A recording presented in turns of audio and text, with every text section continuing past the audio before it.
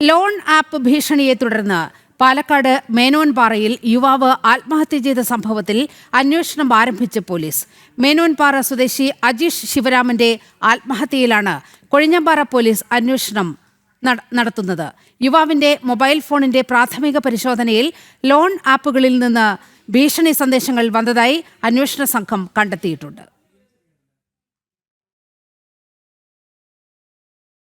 കഴിഞ്ഞ തിങ്കളാഴ്ചയാണ് ലോൺ ആപ്പിൽ നിന്നുള്ള ഭീഷണി മൂലം പാലക്കാട് മേനോൻപാറ സ്വദേശിയായ അജീഷ് ശിവരാമൻ എന്ന യുവാവ് ആത്മഹത്യ ചെയ്തത്. സംഭവത്തിൽ ബന്ധുക്കളുടെ പരാതിയിൽ പോലീസിന്റെ അന്വേഷണം ആരംഭിച്ചു. കൊഴിഞ്ഞാമ്പാറ പോലീസാണ് അന്വേഷണം നടത്തുന്നത്. ബന്ധുക്കളിൽ നിന്നും അജീഷിന്റെ ഫോൺ പോലീസ് കസ്റ്റഡിയിൽ വാങ്ങി. പ്രാഥമിക പരിശോധനയിൽ ലോൺ ആപ്പുകളിൽ നിന്ന് ഭീഷണി സന്ദേശങ്ങൾ വന്നതായാണ് അന്വേഷണ സംഘം കണ്ടെത്തിയിരിക്കുന്നത്. കൂടുതൽ പരിശോധനയ്ക്കായി ഫോൺ സൈബർ ക്രൈം വിഭാഗത്തിന് ഇന്ന് കൈമാറും. അജീഷിന്റെ മരണത്തിൽ പോലീസ് അസ്വാഭാവിക മരണത്തിന് കേസെടുക്കുകയും ചെയ്തിട്ടുണ്ട്. ലോൺ തുക തിരിച്ചടച്ചെങ്കിലും കൂടുതൽ തുക ചോദിച്ച തട്ടിപ്പ് സംഘം അജീഷിന്റെ മോർഫ് ചെയ്ത ചിത്രങ്ങൾ ഉൾപ്പെടെ പ്രചരിപ്പിക്കുമെന്ന് ഭീഷണിപ്പെടുത്തിയതാണ് ആത്മഹത്യയിലേക്ക് നയിച്ചിരിക്കുന്നത്. 5 വർഷത്തിനിടെ പാലക്കാട് മാത്രം ലോൺ ആപ്പ് കെണിമൂലം 9 പേരാണ് ആത്മഹത്യ ചെയ്തിരിക്കുന്നത്. കോവിഡ് കാലത്ത് സജീവമായ അനധികൃത ലോൺ ആപ്പുകൾ പോലീസ് നീക്കിയിരുന്നു. 2025 നവംബർ മാസത്തോടെ അനധികൃത ലോൺ ആപ്പുകൾ വീണ്ടും സജീവമാവുന്നുവെന്നാണ് പാലക്കാട് സൈബർ പോലീസ് പറയുന്നത്.